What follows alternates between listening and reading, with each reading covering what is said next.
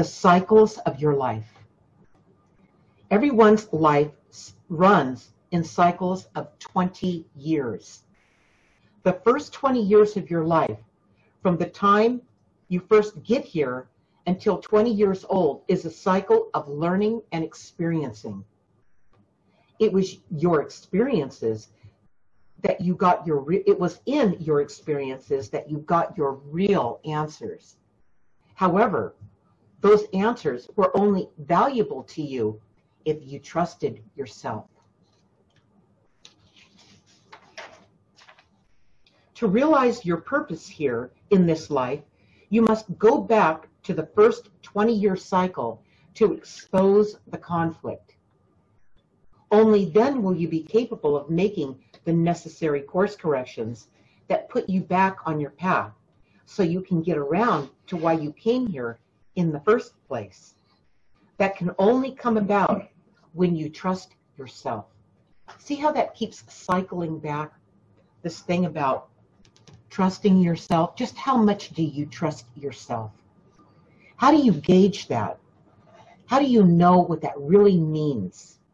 I'll tell you, when you really get put to the test about what that really means, is when something happens in your life that's unexpected, it caught you off guard, and it made you feel vulnerable.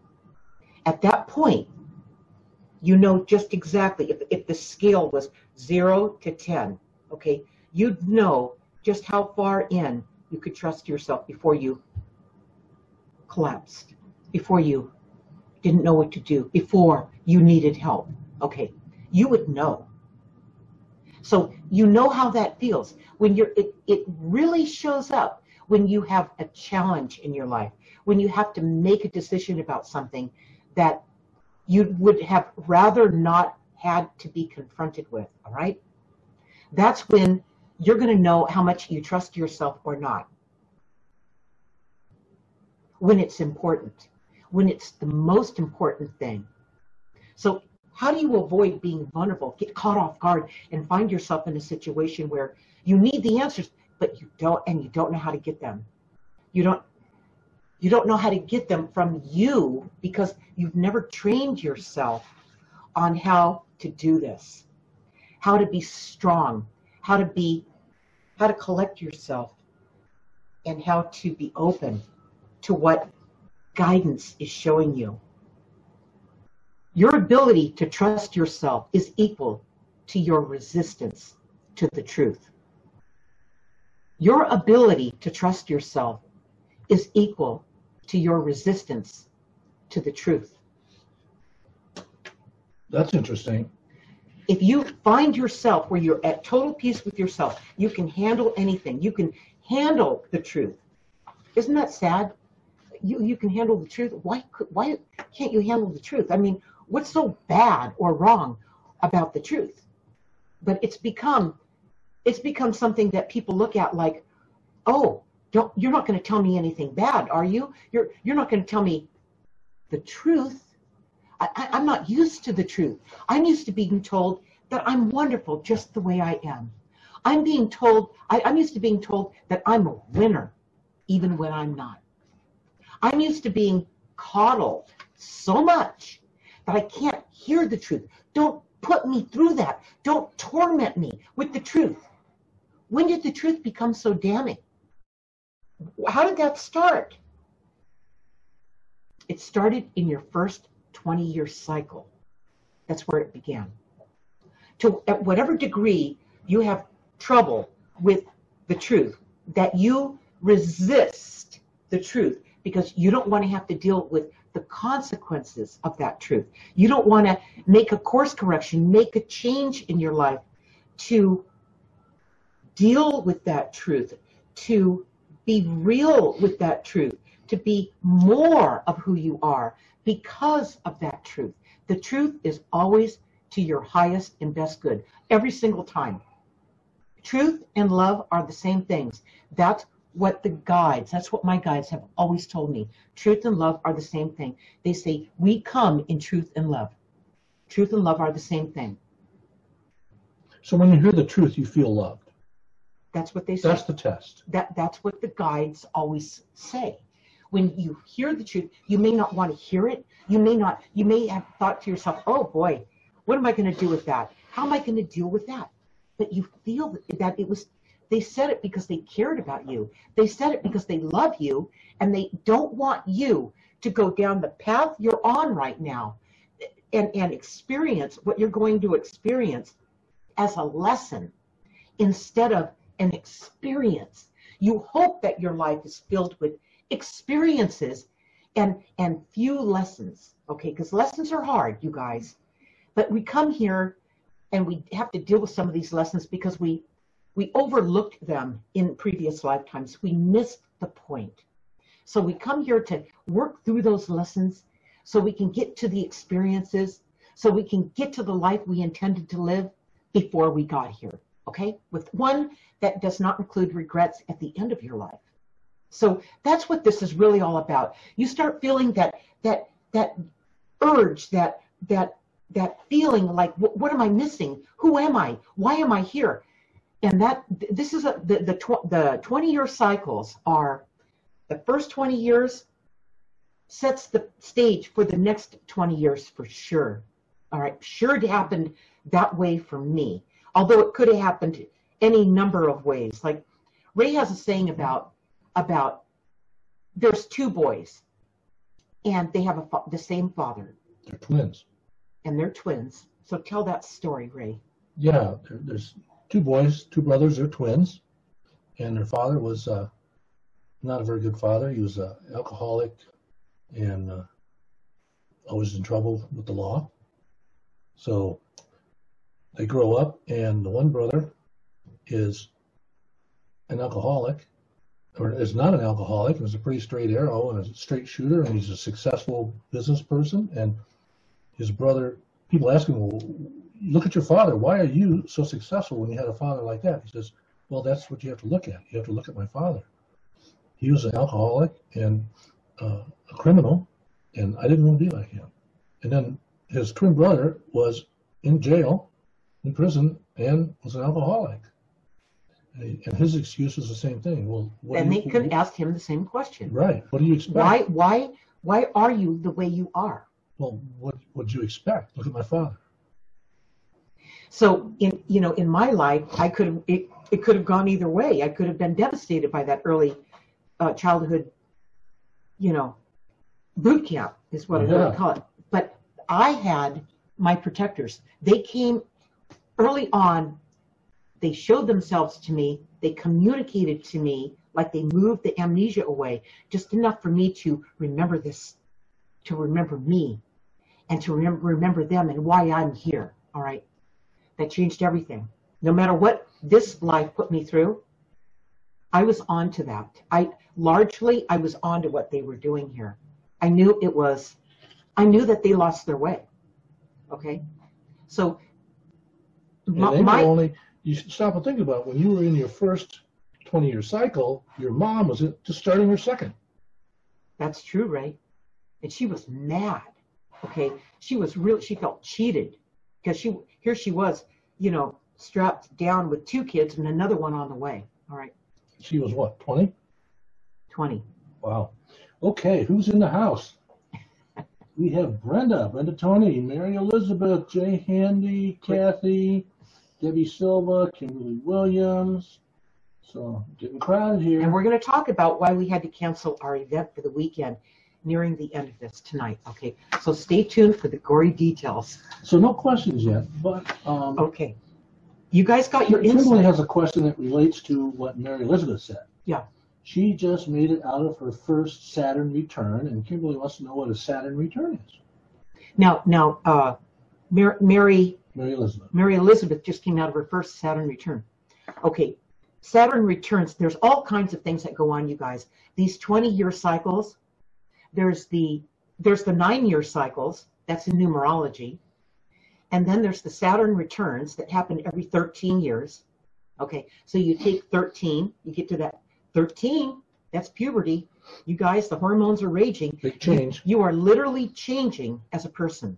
You'll never be the same person after that transition. That's how powerful of a change That one is. And then you get to be 26, 27, right in there where Mary Elizabeth is. And that is a change where you're not, when you move forward, what's going to change you, you're going to become, it's going to change you into an adult. All right. And that's something every 20-something dreads. I mean, every 20-something in teenagers and 20-somethings, they all think turning 30, that's the mark. That's the mark of age. The old people you couldn't trust.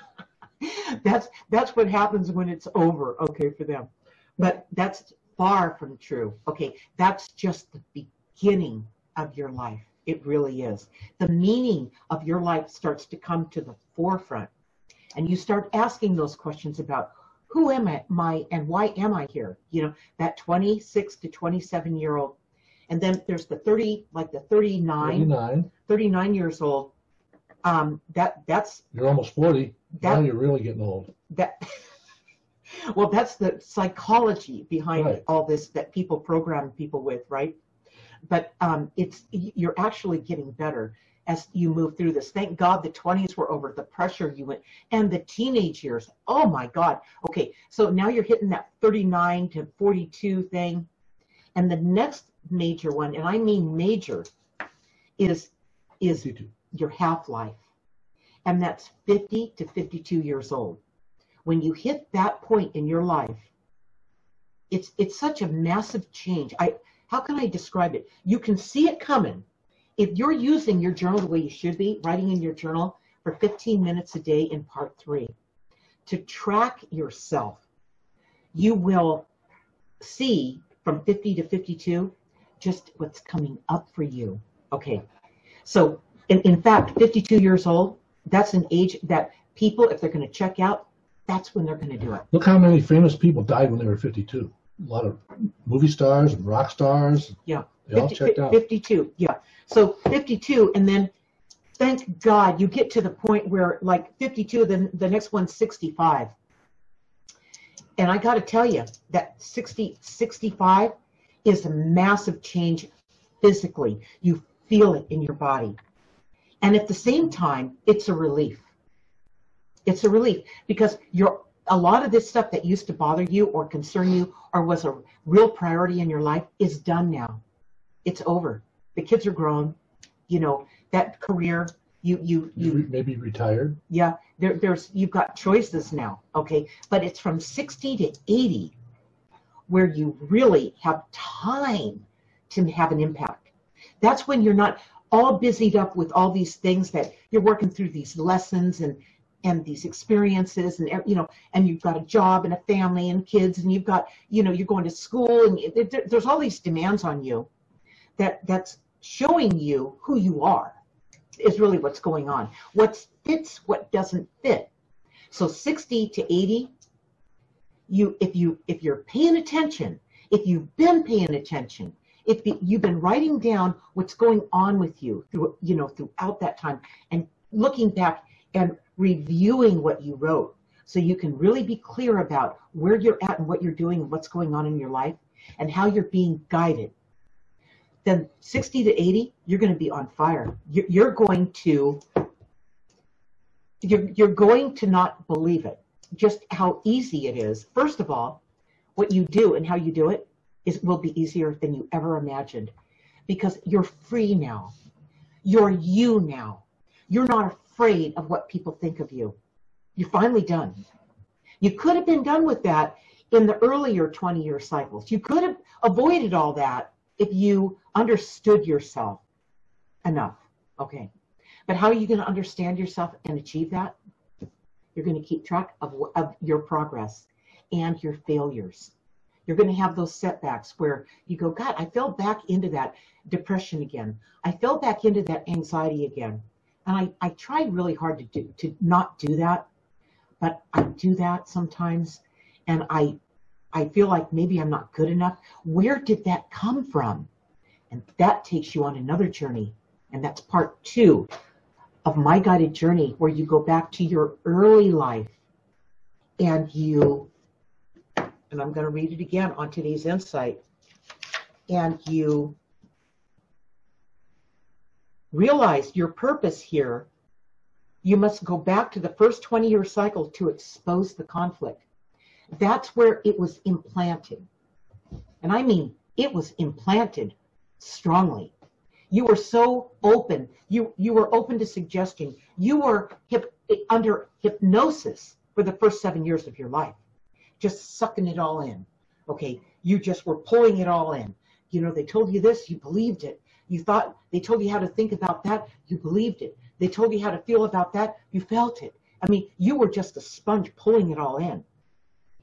Now, if those influences were positive, that was amazing.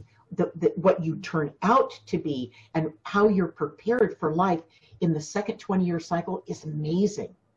But that's not the world we live in. That's not the norm to have a beginning like that. Okay? We mostly come in with dysfunctional families, at least somewhat, you know, and we have to learn from that. That we came here we pick that out. Our guides help us, you know, manifest that scenario, that family unit, so we could learn what we didn't learn before. So don't take any of this personally. Don't get hung up there. That's another reason why this is gonna be your lifeline. This is gonna answer your questions. Ray, what do we have? So Mary Elizabeth comments, I'm not an expert in astrology, but all the things that she's learned and experienced from the time she was born up until now are all now up for review. And she says, oh, well, I guess I'm in my second. Yeah, through your second. You're Kimberly in says, the middle of your second, at the, you know, somewhere in there. Yeah, Kimberly said she's going to be 50 this year, and she's going to see a very new life. And she's not going to die, but she's definitely not a rock star yet.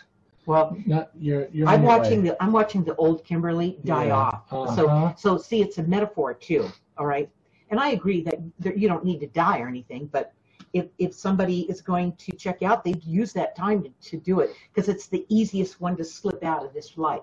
It's amazing if you go out and just Google famous people who died at age 52. Yeah, put that in. It's amazing. Search it. It's a trip. Okay, so another thing that we realized about these cycles when we were talking about them this week is we read that article from one of the psychology magazines about midlife crisis and how it happens different times to females and males in these cycles. Okay, for instance, this is good. In the third 20-year cycle, in that 41 to 60, in the latter part of the 30s to the early 40s is when women start to have the midlife crisis urges.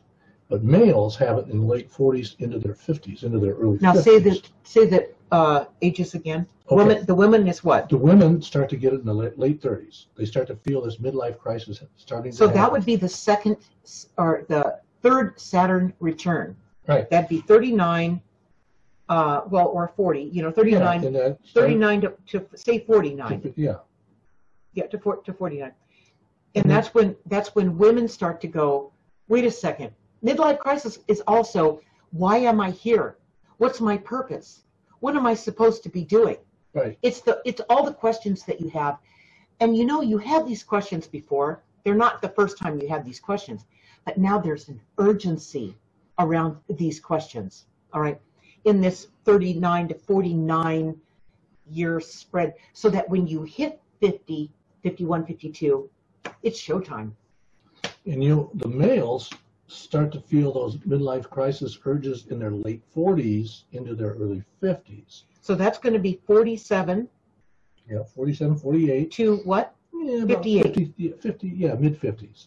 Okay. And if you think about it, and you know people who have gone through this, that's about the time that men go off and marry their secretary, you know, and they buy a convertible or a sports car or something like that. Yeah. But the women have already been through their midlife crisis, and they are getting into, by the time they're 52, they hit that 52 mark at the end of their 4th Saturn return. Right. They're beginning to wonder, why am I here? What's wrong? You know, my husband left me, my kids are grown, I'm in this house by myself. No, both sexes feel that though.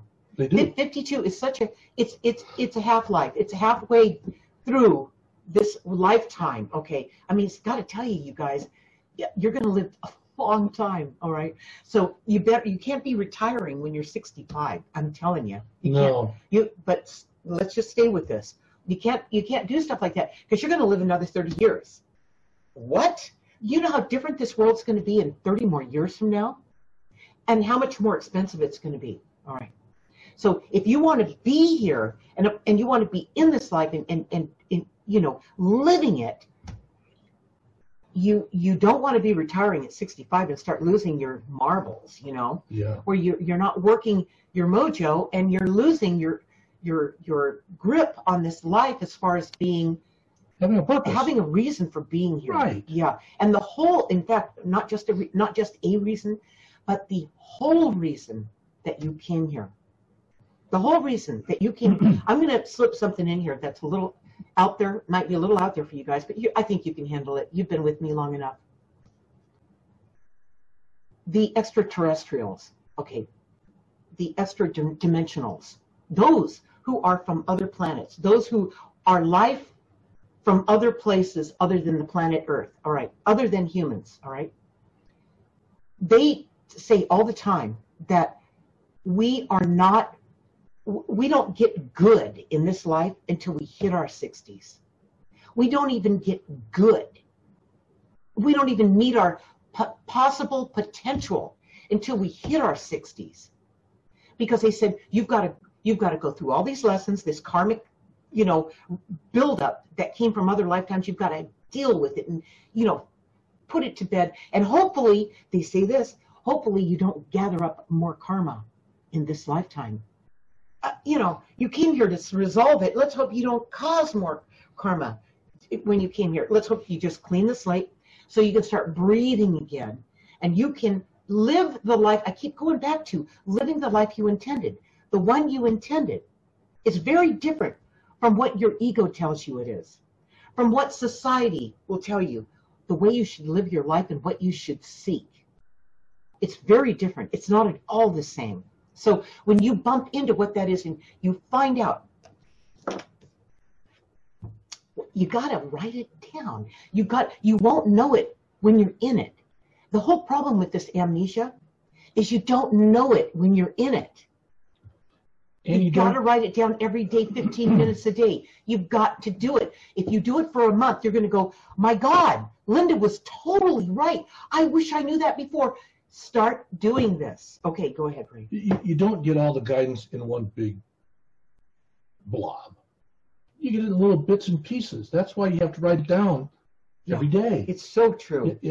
Because what's happening at the end of this third and fourth cycle of 20 years is that you're asking the same questions that you did when you came here. You knew who you were and why you were here when you first got here. Right. Until people redirected you. Right.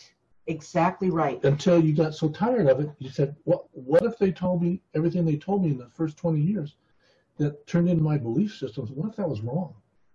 And I got news for you. Most of it was wrong. Well, right. Okay, so that's why you will not get this until you start so let's reporting back to yourself and taking it out of here where it feels so personal and it feels like you're frozen. You've got to release that ice. You got to break through that ice. And how do you do it? You put it on the pages, so now it's not in here anymore. It's on the pages where you can identify it, you can review it, and you can see it. Because you can't see it. You can't see it when you're in it. You can't. Just remember me saying that. You will not be able to see it when you're in it. That's right. That's why you have to write it down. You've got to. Well, when you're taking a big aerial view of these 20-year cycles, let's say the first 5, from birth to 100, okay? Right. The first 20 years, you are in the learning stage. You're gathering up all these things that you're learning. People are teaching you, and you're establishing.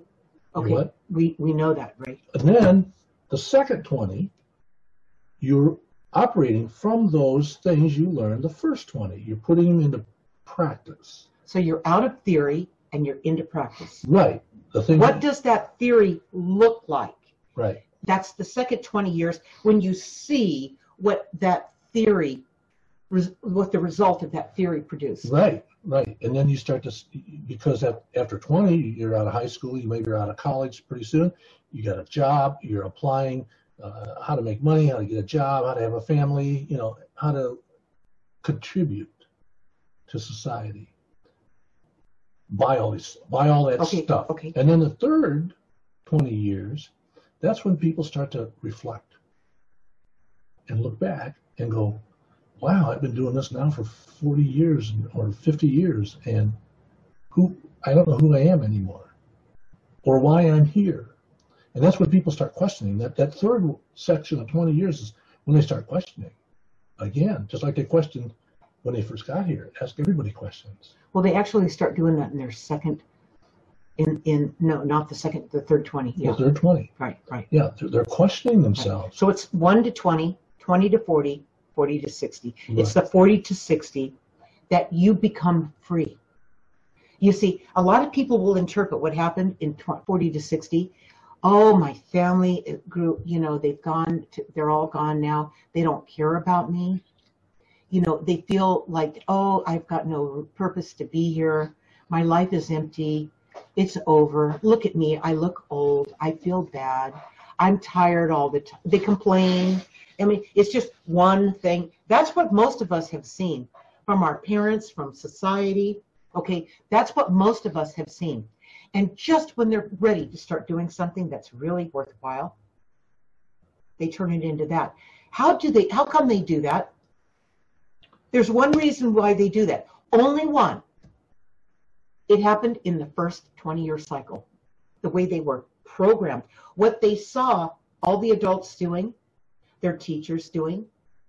Society, everything, everybody doing. So they said, oh, that's the way it's supposed to be. Here's an interesting one. My granddaughter. My granddaughter is, let's see, it's 2000. 28? She's 27 right now. And when she was like 10, she said to me, she goes, this is interesting. She goes, you don't look like grandma. She goes, you don't look like my other grandma. And I said, okay. I said, so what does that look like to you? I tried to get her to realize herself, because I'm not going to sit there and preach to her or anybody. And she said, well, she looks old. And I said, okay, well, half of your grandmother genes came from her, and the other half of your grandmother genes came from me. All right. So which grandmother, and I said, which grandmother are you going to want to be? Which grandmother are you going to want to like and be more like? And which grandmother do you relate to the most? She goes, oh, the other one. So what do you think she's set up for? Yeah. That says it all. I mean, the old thinking, the old way they talk, and all the old stuff, the old programming that they turned into, their life. It's all that they've never thought about themselves in any other way. That's all there is. There can't be another choice. That's what that thinking does. So my granddaughter, oh man, you can't reach anybody when they're so convinced that that's the way it is. So if you think that that's the way it is and that's all there is to it and there's no hope for you, okay, it's just the way it's going to be because that's the way everyone does it. That's the way it is. It's not true. It's not true. When you start writing down in your journal in part 3 to start fleshing out what's going on in here, what went in on the first 20-year cycle, you're going to see where you don't want to go anymore. You don't want to feed that anymore. You're going to say, okay, I see it. I wrote it down. Here it is on this page. Here's the one I wrote down last November on Thanksgiving. There was my interpretation of that Thanksgiving dinner. Without judgment, without anger, without any of that. I just wrote it down from a clear mindset, just exactly what happened. So why? How does that make me feel? And then the big question, the best question in this book, What did you realize from what you wrote down and how it made you feel? That's the engine for the fourth question. Then that's the action you're going to take. That's it. But unless you do this, you will not ever know who you are. You will be living your life based on the way you were told to be, the way you were programmed to be. The only thing you could be. You wouldn't dare step out of line. You hear all that? That's all the only things that have held you back. All right. So this thing about this journal, this thing about writing, I want you guys, when you come to me, I want you to bring that. Okay, here's a little peek, okay? We're going to talk about, at the end of this, why we're not doing that live event. And the guidance that I got about this whole thing, and Ray and I talked about it, and he started feeling like, wow, he was completely changed once I started bringing this up and talking about this and felt the connection to this. He couldn't believe that I was talking about it. It's exactly how he was feeling. All right. But he didn't think about talking about it. You see what we're like, us humans? We need to put this out there so we can see the bloody thing, and we don't wind up going through years and years and years, and then finally look back and go, oh, well, in hindsight, I should have done that, and I should have done that, and I should have stopped doing that. You don't have to wait that long. You don't. If you use this, and I'm going to start doing events, just like you see me right here, focused on this with what you're writing in your journals. And I'm going to walk you through the healing process. And I'm going to get you out the other side of this thing on whatever it is you're having a problem with, an issue with, where you're stuck, you're frozen, you can't seem to get past it, and I am going to get you through it. That's how our new events are going to go down. And I'll talk about that at the end of this. Okay. And that's based on the experience of some of the people that you've worked with for the last year and a half, who are totally changed people. Not only has their lives changed, and they've changed, they're like amazingly better people, way more awake and powerful. But you know what happened that I didn't expect? I mean, all of them. They all look different. They physically look different since they've gone through this transformation, since they took the journey. It started with Guided. They started from reading Guided. I think all of you have read or listened to Guided. It started there. And then when they met up with me on Facebook and started taking this journey, they were the early adopters of my guided journey when it was a work in progress still. And these guys, I'm not going to mention names, but my God. You know who you are. You definitely do. And one of them's on with us tonight. Two of them. Two of them are on with us tonight. And I mean, I'm not joking, you guys. This is a serious, serious change that gives you your life back. And you quit suffering, and you start understanding what's going on in this world and your part in it. All right. So this thing about 20-year cycles. All right. There's this 20-year thing. By the way, this is a universal 20-year thing. I'm not going to get into this with you tonight, but this is something that goes throughout the species in the universe. That's how powerful this is. In the universe, they refer to it as 20 years and back, the 20-year and back thing. This 20-year cycle, boom, boom, boom, as you move through them, that's your marker in this life. Your marker. There's another marker. How did you do? How did you feel? What did you go through? What did you learn? Where are you now? Where are you going? And by the way, just so you know, you guys, this life is not all there is. I'm always going to say this to you, remind you of this.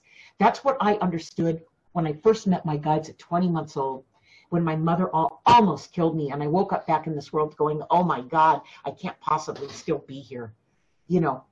And that's when my guides, from them showing me telepathically, mind to mind, okay, no effort at all, just total understanding in an instant, that this life is not all there is.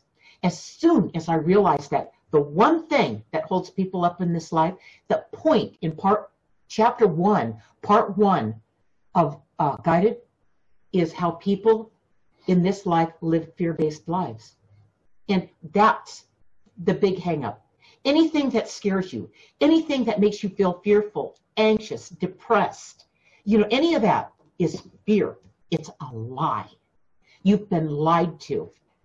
And that's in part 3. That's where we flesh that thing out. And I'm going to help you with that, you guys. That's what these events are going to be about. Go ahead, Ray. Okay, a couple of comments from one of those people who are totally changed. Kathy says, everyone who sees her now says, you look great. Oh, my God. Most of all, I didn't know Kathy for a long time before she met Ray and I. And I just love these guys. I know how it feels. Give me a tissue. Okay. I know how it feels to come to this self-realization. I know how it feels to understand and get your life back and know who you are and trust who that is and walk in that. Because you know what, when you do this, when you make this connection, it's a connection, you guys. You know how to be present. You don't let things scare you anymore. When things happen, you learn how to breathe and go, whoa, whoa, I'm not going to let my weakness or my ego or my fear or this nonsense that took me this far do this to me now when I actually have the power to see through this, the power to turn lemons into lemonade. Okay, that's what your guides do with you. They point you in a direction. Oh, there's a course correction. Time to stop doing that. Oh, time to go over there and start doing that. Oh, it comes fast. But if you take yourself back, part 2 of my guided journey, the journey back to where this stuff all started, you, including the good stuff, you will remember when you had those course corrections, those epiphanies, when you knew something was different now, and it's not the same as it was yesterday, when you were a little kid, 3 years old, 4 years old, making that shift was just like, bam, you knew how to do that. You did it. You turned on a dime. You pivoted constantly. In fact, your parents might have said, you can't seem to stay with anything. You're rambunctious. Rambunctious is a word they would have used. You're bouncing from this to that and this. Perfect.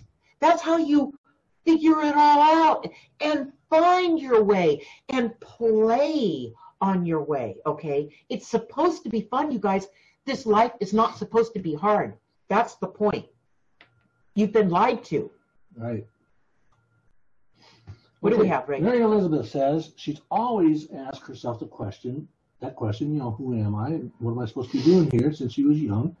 She knows that it's unique to all of us, but do we ever get the answer? Or do we keep asking ourselves throughout our lifetime the same questions? Now, what did she say at the beginning of that again?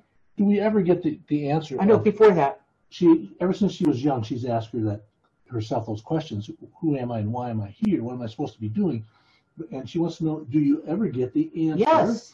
And she's always been ready to fulfill that role and jump right into action. She doesn't want to wait. I know. Right. We met Mary Elizabeth at our event in October of last year. And I can tell you for sure that she's focused. She's determined. Something is driving her that puts her, I'm going to say this, it puts her ahead of the pack. Somebody 27 years old doesn't usually figure this out yet. They're still, going to the bars and partying and going out on the weekends and, buying clothes and spending themselves into endless debt and, whatever they're doing. But they're not usually like her. So she's asking these questions ahead of her normal, peer group timing. And it's gonna save her a lot of aggravation later. When these people, her friends and stuff like that, when they find themselves in relationships and marriages and then kids, oh my God, that right there is a 20-year stretch, you guys. So you want to think about that before you do that, and make sure that you know who you are before you do something like that. But you know what? Most people, they have their kids in their 20s or early 30s, and they don't know who they are. They're just following the pack. This is how you do it. Oh, okay, you know. The kids didn't come with a manual. No, but society, they're the ones that kind of told you how it's done. And I'm not real impressed with how that flushed out. Okay. Yeah, your kids are not very much different than other people's kids. And then by the time you get to that midlife crisis when you're 52, and the kids are growing up, the kids are in college, the kids are gone, your husband's gone, your mate's gone, and you're all by yourself in this big house, you start thinking about, why am I here again, and what am I supposed to be doing? So at that time, what a lot of people substitute for what they're supposed to be doing rather than why they're supposed to be doing it is grandkids. They repeat the previous cycle of how they doted over their own kids with their grandkids because they didn't have a better idea. And I'm not saying grandkids aren't good. Okay, you guys, I think it's great. But for you just to get to that point and that's all there is for you, that's the end of the line, that is not the way, from a universal standpoint, through the eyes of the guides, they totally don't see it like that. All right? It's finally your time to do what you came here to do. To shine. It's why you bothered living the first 3 cycles out, for the first 3 20-year cycles out, to get to the point where you're finally prepared for what's next. So my point, if you're younger, any of you are younger like Mary Elizabeth, she's in her 20s. For those of you who are younger and are watching this, you know, don't waste another life just kind of dragging through the first 60 years and get to 52 and have a breakdown because you had no preparation in play. You had no idea who you were. You were never paying attention. And everything catches you off guard, and you're either living in anxiety or you're depressed all the time. That's not getting anywhere. That's running in place. Yeah. Another dynamic that happens with the grandparents and the grandkids is that the kids, your kids, the grandparents' kids, are at a cycle where they've disappointed you enough, or they even try to keep you away from the grandkids. They don't want you to interact with the grandkids. There's a lot of that happening too. Well, that's a maneuver. That is a maneuver. Yeah. And because the parents feel that that grandma, their parent and grandpa failed them in some way. They blame them. Right. So this is their revenge. Right. Okay. That's why grandparents and grandchildren get along. A common enemy. You. That's what I've experienced. And I've, since writing Guided, I can't believe how many people have experienced the same thing. I'm going, oh my God, this is like the common denominator, really. There's a few families that don't do that, but most families do that. What? Okay, so that's really what you're preparing yourself for if you've lived out that what would you call it? The traditional life, all right? See, if you do that for another 20 years, if you do that for your grandkids until they're starting to have great-grandkids, you don't have much gas left like that. You know what I'm saying? Yeah, I do. You're worn out. Well, you didn't come here just to burn yourself out through another life. To be a babysitter. To just flare out like that. Right. Okay, that's not why you're here. But, you see people, and they're like, oh my God, I'm so tired. Okay, they flared out a while ago. But you guys, it's right in here. It's a mindset, and it's off track. All right. So the sooner we can catch on to what's going on, and the way you do it is you start writing in your journal, 15 minutes a day to start, to find out who is this person that's talking, that's writing on these pages. Who is this? You're going to find out who you really are, all right? And you're going to bump into your spirit guides as you do this. It's going to be a form of automatic writing as you see them infiltrate what you're writing as you're writing it. You're going to go, I don't really remember thinking this one sentence or this paragraph, but it feels right. Okay. Or they say, I would never write like that. I don't write like that. That's right. They're stunned that it's so foreign. That's right. So, okay, go Okay, Mary Elizabeth says she's trying her best, and we know that. We know you are. You know what, Mary Elizabeth? It's past trying. I'm going to speak up for you on this. It's past trying. You're unable to escape it. That's what's going on here. It's so strong in you that you came here to really get it this time that you can't even escape it. So, you know, you're already on that ride. You're already there. You just have to keep track of what is there as it continues to unfold. And the more that you do this, I'm going to say this to you guys, the more that I did it, the more I paid attention, the more I connected with it, and I knew what was going on under what appeared to be happening in this world, all right? The more I saw, let me finish, the more I saw what was really going on. I lost my train of thought. Okay. Oh, don't watch me. Okay, so the more that you go through this, and I'm trying to catch it, Ray, but when you do that, it throws me off a little bit. Anyway, anyway, you're going to know yourself better. You can't help but know yourself better. And you're going to know why you're here, and you're going to get around to what you came here to do sooner. That's what's going to happen with you, Mary Elizabeth. And I'm going to say this too. I have to make this point. A lot of people pretend to be a guru, or, you know, a spiritual teacher, or a life coach, or whatever it happens to be, you know, or psychic, you know, or whatever that is. Whatever all these things are. They say that that's what they are. Don't do that. Don't say what you are, because you're changing all the time. You're learning some of this, you're learning some of that. You're learning some of this, you're learning some of that. You're bringing them together, you're connected, you get the answers, you know what to do, and you know when to do it. Don't talk about it, just move on it. Don't waste your time trying to tell everybody what you're doing. You know, I must be psychic. I got this information out of it. That's bragging. That's your ego taking over your life. So don't let this happen. Don't let your life get distracted with the entertainment value of what's really going on within you. Write it in your journal. If you really want to get this and you want to nail this thing and harness it, write it in your journal 15 minutes a day. Tell yourself what's going on. Don't waste your time telling everybody else, only to have to defend what you're telling them. They're going to say, are you crazy? What, are you psychic or something?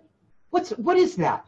They're going to challenge you up, because you're like the Twilight Zone for them. They're happy living in their oblivion, in their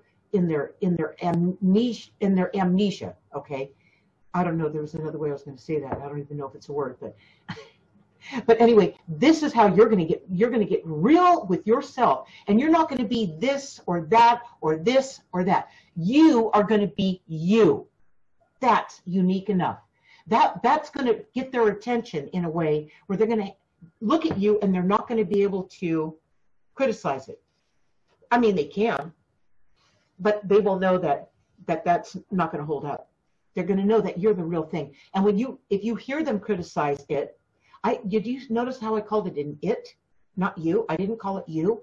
I called it because it's an attack on something that's in their mind that they're judging you by. Mm-hmm. And that's not who you are. You are not that. That's why I call it it. It keeps that attack or that insult or that judgment away from you. It never goes in, because it is out there. It's not you. They didn't attack you. They attacked it. And it is something in their head.